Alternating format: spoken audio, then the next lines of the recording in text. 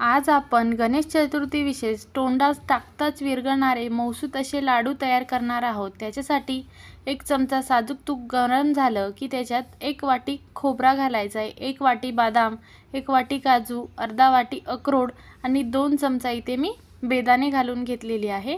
Dry fruit तुम्ही तुमच्या आवडीनुसार कमी अधिक करू शकता। ड्रायफ्रूट छान तुपात परतून झाले की परत कढईत तूप घालायचं आणि 1 वाटी रवा आपण सोनेरी रंगावर छान भाजून घेतलेला आहे।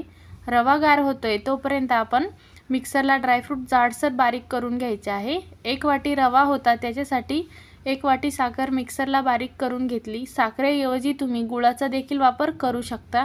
त्याच्यानंतर पुन्हा मिक्सरमध्ये तूप घालायचं गरजेनुसार आणि हे मिश्रण पुन्हा मिक्सरला फिरून घ्यायचं आणि मस्त बघा गोल गरगरीत असे तोंडात टाकताच विरघळणारे लाडू तयार झालेले आहेत। या गणेश चतुर्थीला तुम्ही सुद्धा नक्की ट्राय करून बघा।